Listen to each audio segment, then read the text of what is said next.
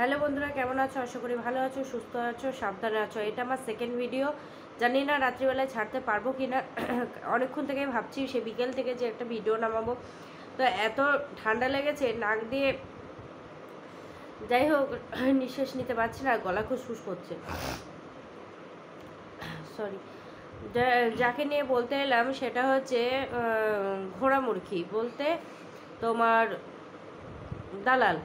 দালাল সীমাদির পিছনে তো পড়েছে, ঠিক আছে, সীমাদির মেয়েকেও আবারও একই কথা, যে এত বয়স হয়ে গেছে কেন সীমাদি বিয়ে দেয়নি। তো ও কি ভুলে যাচ্ছে যে সীমাদির মেয়ের যদি বয়স হয়ে থাকে, সীমাদির মেয়ের থেকেও বয়স কিন্তু ওর বোনের, তাহলে ওর বোনকে কেন বিয়ে দেওয়া হয়নি? সীমাদির মেয়েকে আর বোনের ছবি যদি দুটো একসঙ্গে রাখা হয়, পালোয়ান কিন্তু লাগবে ওর বোনকে। ও একদিন বলেছিল ভিডিওতে, আমার বোন মানে গায়ে গতরে বেড়ে যাচ্ছে, আদার মতো চারি সাইড দিয়ে বেড়ে যাচ্ছে। সে কথাটা ভুলে গেছে বোধহয়। ও খুব ভুলে যায় জিনিস, আজ বলছে আবারও কাল ভুলে যাবে। তো সীমাদির মেয়ে একটা জব করে। এখনকার অনেকেই আছে যারা নিজের পায়ে দাঁড়াতে চাইছে, নিজের মানে নিজের সম্মান সবাই নিজে পেতে চাইছে এক কথায়। আগে আমাদের যুগে কি ছিল, যে পড়াশোনা করো, একটা টাইম বিয়ে দিয়ে দাও। কিন্তু আমার মাসির মেয়েও আমার থেকে বয়সে বড়, এই 1 বছর হলো বিয়ে হলো, কিন্তু আমার 14 বছরের একটা ছেলে হয়ে গেছে। সেখান থেকে বলছি, আমাদের যেহেতু গ্রাম এলাকা সেহেতু আমার বিয়েটা হয়ে গেছে। ও যেহেতু সিটিতে থাকে, ওর বাড়ি মালদা, সেহেতু ও এতদিনে বিয়ে করলো। আর মানে অনেক বছর হলো কলকাতায় থাকতো যেহেতু দিদির বাড়িতে, সেহেতু ওর একটা প্রাইভেট কোম্পানিতে জব পেয়ে গেছিলো। তো ও বিয়েটা করতে চাইছিল না, যে আরেকটু দাঁড়ায় নিজের শখ পূরণ করে নি, বিয়ে করলে তো হয়েই গেল। সেরকম সীমাদির মেয়ে এটা জব করছে, প্লাস যে এই ওয়াইটিটা একটা বিজনেস টাইপের, মানে যে ওয়াইটিতে ধরো ঢুকেছে তার একটা লম্বা, কেউ যদি যারা ওয়াইটি করছে তারা, আমি কথা বলতে পারছি না, এত ঠান্ডা লেগেছে, যারা ওয়াইটি করছে তাদের একটা পরিবার থেকে, মানে বাবা কাকা মাসি পিসি যারাই আছে না কেন, প্রত্যেকে কিন্তু ওয়াইটিটা খুলে বসছে। কারণ এটা হচ্ছে একটা ঘরোয়া বিজনেস টাইপের, যেটা তুমি ঘরে তো বসে তুমি কন্টেন্ট তৈরি করো, যে কোনো ব্লগ হোক, তুমি কন্ট্রোভার্সি হোক, নাচ হোক, গান হোক, টেকনিক্যাল চ্যানেল হোক, কমেডি হোক, যেটা খুশি করো, একটা আর্নিং ঢুকতে পারে। তো সেখান থেকে সীমাদির মেয়ে জব করে, প্লাস এটা মায়ের যেহেতু আছে সেহেতু সীমাদির মেয়েকেও খুলে দিয়েছে। তো সেখান থেকে সে কিন্তু চ্যানেলটা চালায়। তো ভালো একটা জায়গায় পৌঁছে গেছে, যেহেতু মায়ের ফেস ভ্যালু আছে। আর সব জায়গাতেই মামা মাসিদের যদি ফেস ভ্যালু থাকে না, তোমার চাকরি ক্ষেত্রেই বলো আর ওয়াইটি ক্ষেত্রেই বলো, আর সব জায়গাতেই একটা সম্মানের জায়গাটা কিন্তু আলাদাই হয়ে যায়। তো কয়দিন হলো বৌমাকে আর ছেলেকে একটা ব্লগ চ্যানেল খুলে দিয়েছে। সবাই বলে যে সীমা খুলে দাও, ওদেরকেও দেখাও, আমরাও দেখতে চাই। তো যাই বলো, আমার কিন্তু খুব কিউট লেগেছে দুজনকে, যে বৌমাটা তো খুব কিউট, মানে দেখে মনে হয় একদম বাচ্চা, একদম 9-10 বছরের বাচ্চা, কিন্তু বয়স আছে। যেহেতু সে বলল যে তোমার উচ্চ মাধ্যমিক পাশ করেছে, সেহেতু ওর বয়সটা আছে, মানে উচ্চ মাধ্যমিক তার ক্লাস 8-9 বছরে পাশ করতে পারবে না, সেহেতু পড়েগা পাশ করতে হবে, সেহেতু বয়স আছে। কিন্তু দেখে খুব ছোট আর কিউট লাগছে, দেখতে মনে হচ্ছে একদম বাচ্চা এরকম। রান্নাবান্নাগুলো করে কিন্তু টেস্টি, দেখেও বোঝা যাচ্ছে। তো যাই হোক, ছোটো ছোটো দুটো বাচ্চা মানে ওয়াইটিতে এসেছে, বেশ ভালো লাগছে, আর সবার মনও কিন্তু জয় করে নিয়েছে।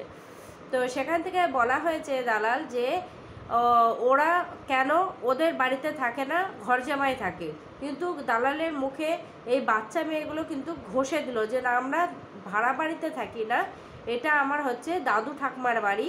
বাবারা যেহেতু আলাদা বাড়িতে থাকে, নিচে একটা লেদারের কারখানা আছে দেখলাম বাবার বাড়ি, তো বাবা নিশ্চয়ই লেদারের কাজ মানে কারখানা আছে, তো সেখান থেকে হয়তো অনেকে থাকে না ব্যবসা করে উপরে ঘর বানিয়ে নেয় যে ব্যবসার সূত্রে, যে ছেলেরা যদি মাল আনতে যায় বউরা এসে অন্তত বসতে পারবে এইরকম, বা ছেলেরা হয়তো খেয়ে দিয়ে একটু রেস্ট নিল, বউরা এসে বসতে পারবে, এই জন্য অনেকেই কিন্তু দোকানে পড়ে ঘরটা করে নেয় সুবিধার্থে।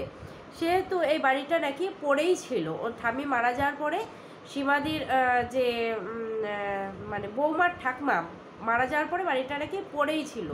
তো ভাড়া বাড়ি থাকবে কেন, এখানেই থাকুক বলে বাড়িটা দিয়ে দিয়েছে, থাকছে। বাস সবাই চায় যে নিজে একটু, এখনকার যুগে, আগেকার কি যৌথ পরিবারে যাব একটা মেয়েদের একটা বাতিক ছিল, আর এখন চাই কি যে না সবাই নিজে একটু ব্যস্ত থাকবো, নিজের মানে সীমাদি যেহেতু সারাদিন ব্যস্ত থাকে, এবার মেয়েও জব করে, মেয়েও ব্যস্ত থাকে, এবার বৌমা ঘরে থাকলে বৌমাকে কিছু করতে দেয় না, বা ওরা পড়াশোনা করছে, সেহেতু ওরাও চায় যে আমরা একটা জীবন তৈরি করব। তো সীমাদির মতো থাকে। এই জিনিসটা কিন্তু আমার মামি মানে, আমার মামা মামি, আমার বড় মামা মামি মানে। আমাদের নিজেদেরই কেমন লাগতো যে আমার বড় যে ভাই মামার ছেলে, তো বিয়ের আগে মামির একটাই কথা ছিল যে যখন বিয়ে দেবো তার আগে যেন আমি একটা ফ্ল্যাট কিনতে পারি, যে বউ এসে ওই বাড়িতেই উঠবে। কারণ হচ্ছে তোর মামার রাগ বেশি, হয়তো বউটাকে কিছু বলবে, আমি থাকবো না। আমার মামা মামি দুজনে কিন্তু ব্যাংকে চাকরি করে, মানে মামি হচ্ছে ব্যাংকে চাকরি করে আর মামা হচ্ছে ডেলি কালেকশানের চাকরি করে। তো সেটাই চেয়েছিল যে যেন ঝামেলা না হয়, সকাল থেকে থাকে এই বাড়িতে, একটু পাশাপাশি থাকে এই বাড়িতে, রাত্রিবেলায় আবার কিন্তু শুতে চলে যায়। আবার ওদের মতো স্নান টান করে ওরা ঘরে কিন্তু রান্নার ব্যবস্থা আছে টুকিটাকি, চাটা খেয়ে দে ভাইকে টিফিন বানিয়ে দিয়ে, ও কিন্তু ভাই যখন চলে যায় তখন কিন্তু আবার বউটা এই বাড়িতে চলে আসে, মানে দুপুরকার খাওয়া দাওয়া রাত্রি খাওয়া দাওয়া এই বাড়িতে হয়, সকালে শুধু ভাইয়ের টিফিনটা বউটা বানিয়ে দেয়। যেহেতু মামি বললাম চাকরি করে, সেহেতু মামিরও একটা খিচিবিচি থাকে, মামির মানে আমি এই কথাটা বলছি, এখন কিন্তু সবাই চাই যে না আমি কাউরির কথা শুনবো না, যখন জায়গা আছে আমি থাকবো, ব্যাস এটাই। তো সীমাদির বৌমা বা ছেলে থাকে, তো সেখান থেকে বলা আছে কেন একটা ছেলে ঘরে জায়গা দিতে পারিনি, এত বড় বাড়ি। তাহলে এবার আমি বলি, তুই তো একটা ছেলে, সীমাদির তবু তো মেয়ে ঘরে আছে, মানে সীমাদির অসুবিধা হলে মেয়ে ডাক্তার নিয়ে যেতে পারবে, কিন্তু তোর বরের তুই তো আলাদা করে দিয়েছিস, তোর বরকে তুই নিচে থাকিস, শ্বশুর শাশুড়ি উপরে থাকে, কিন্তু শ্বশুর শাশুড়ি কোনো তোদের খোঁজ নেয় না, তোরা কোনো ওদের খোঁজ নিস না, মানে থাকতে হয় তাই থাকিস ভাড়াটিয়ার মতো। ও কারণ ভাড়াটিয়াও একটা হয়তো টুকি মারলো কেমন আছেও, মানে এইরকমভাবে তোরা থাকিস। তাহলে সীমাদির তবু তো মেয়ে আছে, তো ওরা না থাকলেও চলবে, কিন্তু তোর তো ননদের বিয়ে হয়ে গেছে, তাহলে তোরা থেকে কি করছিস বলতো? তোদের তো কাপড় ধোয়া, রান্না করা, ঘর মোছা, মানে শ্বশুর ঘরে লোক আছে, তুই থাকতেও কিন্তু কিছু করিস না।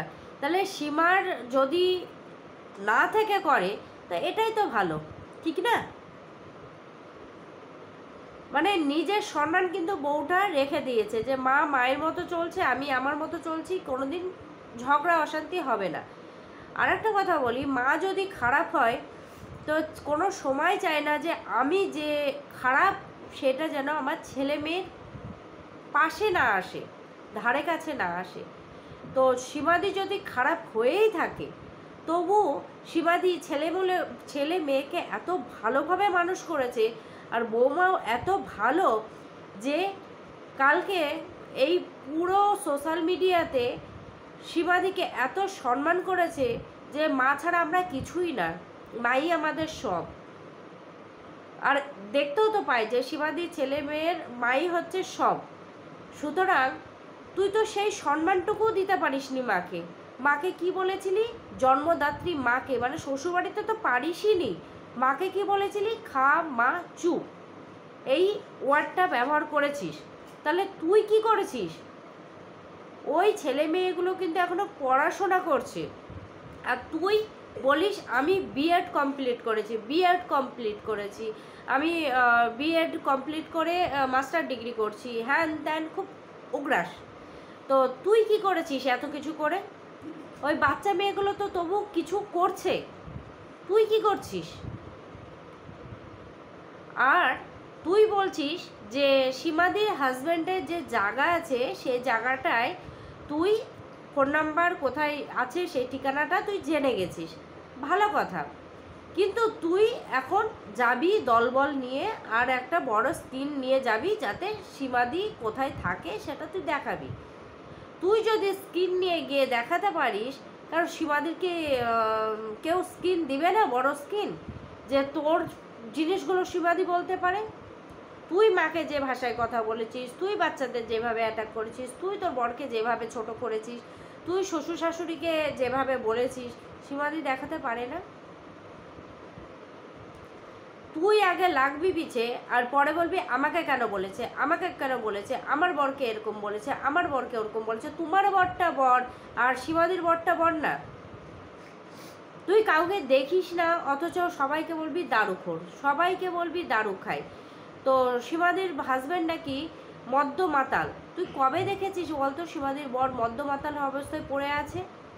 তুই সন্দীপকেও বলেছিস চুল্লুখোর, পরে কি বলেছিস যে ওর বউ বলেছে।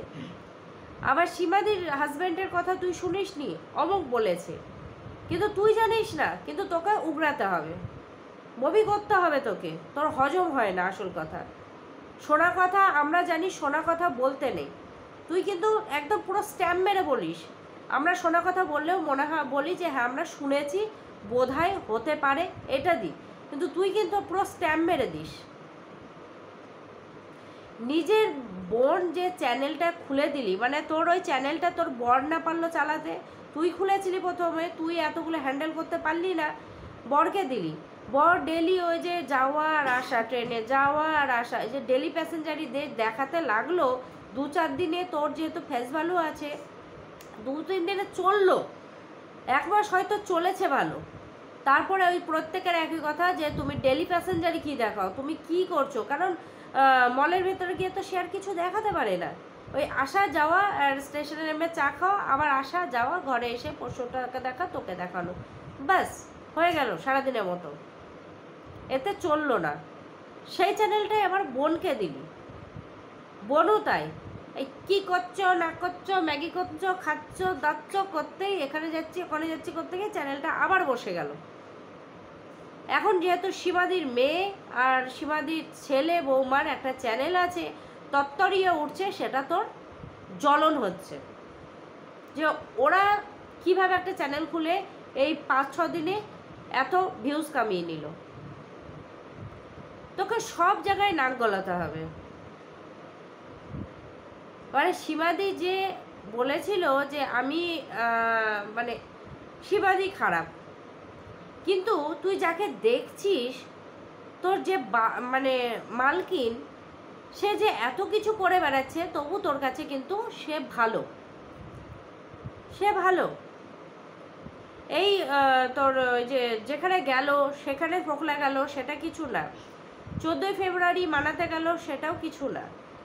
তারপরে তোর এই যে মুদিখানা দোকানে দেখা হয়েছিল, সেটাও কিছু না। তারপরে এই যে কয়দিন আগে ঘোষবাড়ি গেল, একটা এক্সট্রা প্লেট চেয়ারে দেওয়া ছিল, সেখানে দেখা গেল, সেটা নিয়েও তুই ভজাতে বসলি না। তুই কিছুই মানে যেটা হচ্ছে সেটাতে তুই বলবি না, যেটা না দেখা সেটাতে বলবি তুই। এটাই হচ্ছিস তুই। আর একটা কথা বলি,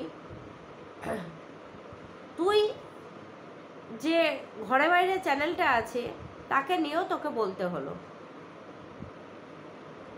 মানে সবাইকে নিয়ে তোকে বলতে হবে যে তারা ভালো না, তারা এই, তারা ওই, তারা এই, তারা বাচ্চা দেখে না, তারা পোষ্য দেখে না। তুই আমাদের মানে প্রত্যেকের ঘরে এখন বেশিরভাগ মানুষদের ঘরে পোষ্য আছে। তুই পোষ্যটাকে যখন গেলি, তুই তোর মানে 2বার বান্ধবীর বাড়ি রেখে গেছিলি, 1-2বার বোধহয় পাশের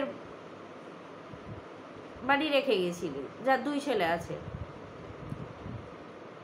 কিন্তু তখন তারা মানুষ করেছে, তাতে ঠিক আছে, তোকে ভিডিও কলে কলে দেখিয়েছে, ঠিক আছে। কিন্তু অর্পির যে ঘরে পুরো সিসি ক্যামেরা আছে, প্লাস যে ড্রাইভার করে সবাই, সেই ড্রাইভারের ঘরে কাছে কিন্তু পুরো বিজনেসের জিনিস আছে ঘরে, প্লাস ওদের ঘরে যা জিনিস আছে পুরো খুলে মিলে চলে এসেছে। তাহলে 500 টাকা যেহেতু রেখেছে, তাহলে 500 টাকা রাখতে পারবে না? তুই রাখছিস কাউরির বাড়ি, তাতে ঠিক আছে, কিন্তু ওর বাড়িতেই রেখেছে।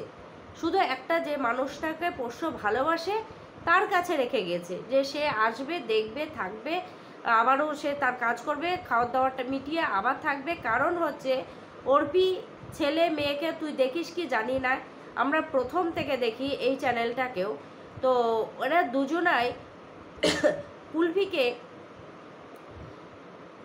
মানে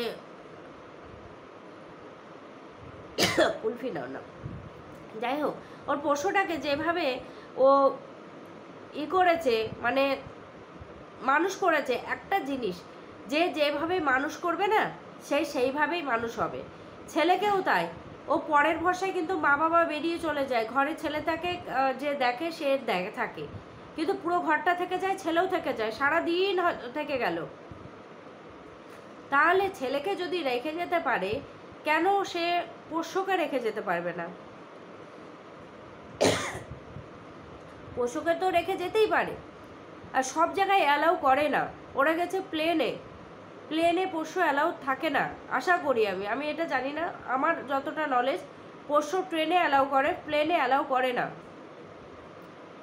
আর ওরা এই ঘুরছে, এই যাচ্ছে, এই করছে, ওই করছে, সে তো সেই ঘরেই রাখতে হবে হোটেলে। ট্রেনে গেল মানলাম, ট্রেনে গেল, তবু তো সেই ওরা যে সারাদিনের ট্রিপে বেড়াচ্ছে সকাল থেকে রাত্রি পর্যন্ত, তাহলে তো অর্পিকে সেই হোটেল রুমেই রেখে দিতে হচ্ছে, প্লাস জার্নি করা আর আসা পোষ্যটা। তাহলে তার থেকে যদি বাড়িতে থাকে, ক্ষতি কিসের?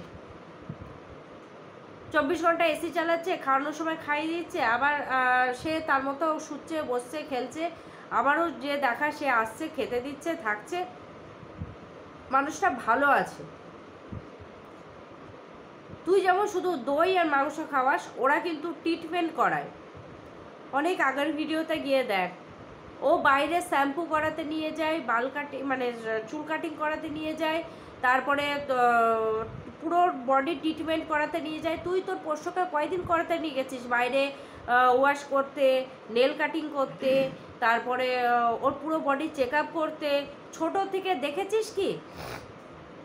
ওরও কিন্তু বাইরে কোথাও যদি যেত বা রেখে যেত, আসার পরে কিন্তু ওকে আবারও কিন্তু পরিষ্কার করে ঘরে তুলতো।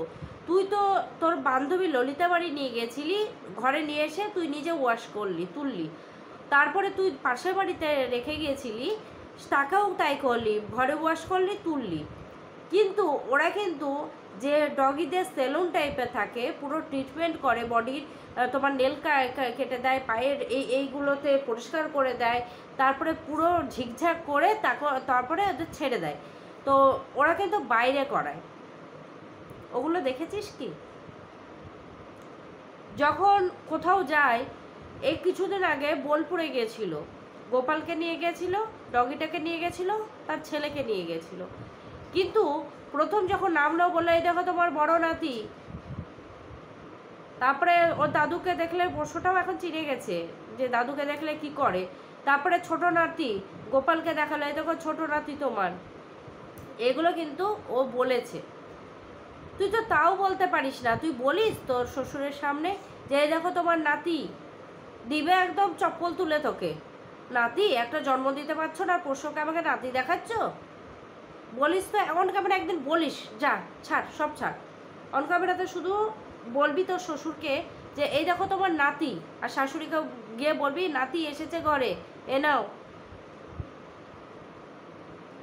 নিজে বলিস যখন, তখন কি বলিস যে যেটা না করতে পারবা সেটা বলবা না, নিজের পিছনে গন্ধ আছে, পরকে তুমি বলো গন্ধ আছে। তো এইগুলো তো তোর ক্ষেত্রেই হচ্ছে রে দালাল, এগুলো তোর ক্ষেত্রেই হচ্ছে। কিন্তু সীমাদির মেয়ে দেখতে ভালো না, কিন্তু সীমাদির মেয়ের ছবিটা রাখ স্ক্রিন মানে তুলে করে, আর তোর বরের ছবিটা পাশে রাখ, দেখ কে দেখতে ভালো আর কে দেখতে পালোয়ান। বলার আগে 10 বার আগে দেখবি যে কোনটা বলছি কি হচ্ছে। তো চলো বন্ধুরা, ভিডিওটা আজকে এইটুকুই। আবারও কালকে একটা ভিডিও নিয়ে আসবো, দেখি এটা ছাড়তে পারলে আমি ছেড়ে দিচ্ছি, আর নাহলে তোমরা সকালে পাবে। চলো টাটা।